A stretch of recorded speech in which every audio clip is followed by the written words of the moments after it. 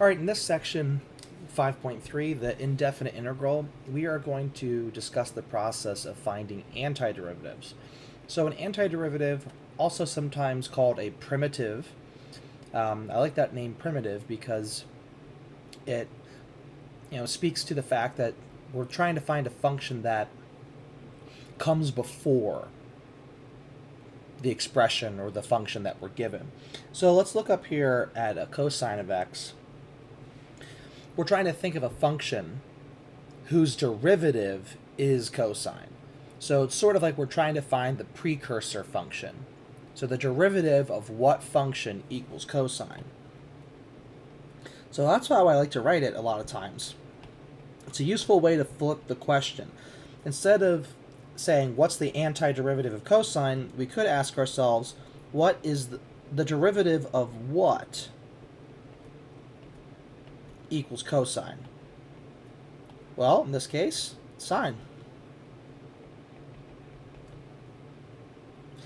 How about 3x squared?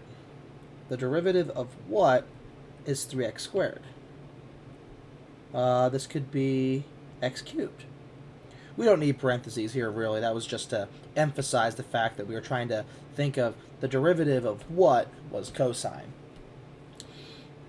So here, yeah, the derivative of the derivative of x cubed is 3x squared. What about here? Well, the derivative of 2 to the x. Oh, this one's not too bad. We know that the derivative of e to the x is itself, so that means the antiderivative of e to the x must also be itself. This one's a little bit trickier, but this one ends up being x to the negative 1. Down here, this would be,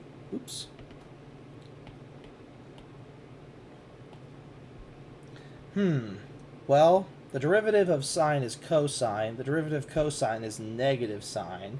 So I think this would be a cosine. And then if there's a 2x on the inside, that would give us our chain rule.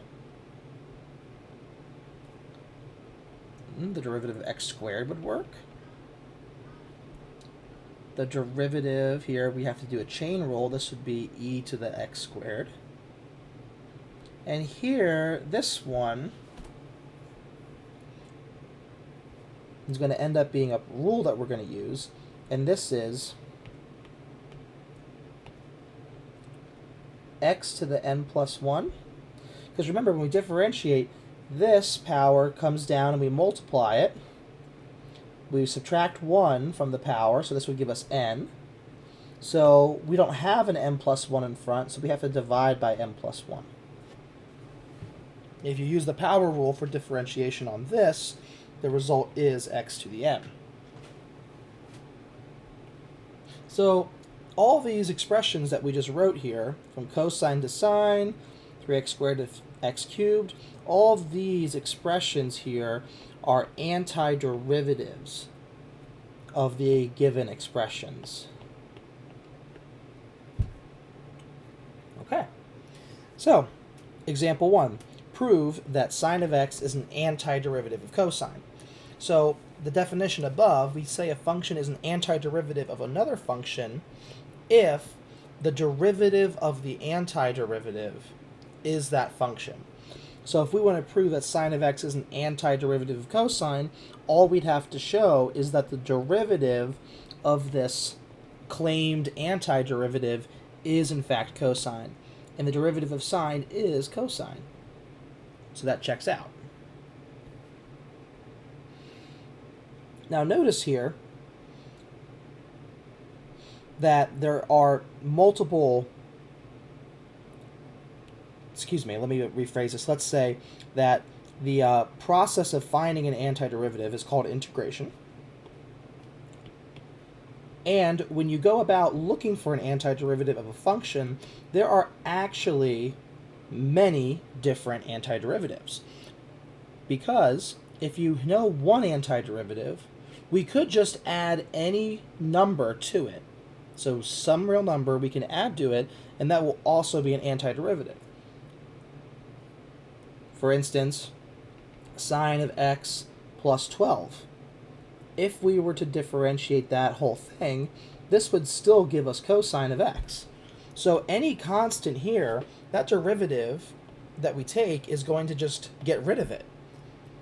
So in a way, each function, unlike differentiation, where if we start with a function, this function has one derivative.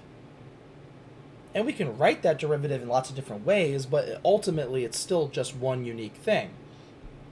Whereas the process of going backwards, anti-differentiation, the process of finding antiderivatives, also called integration, there is not just one unique answer, but they are all unique up to an additive constant.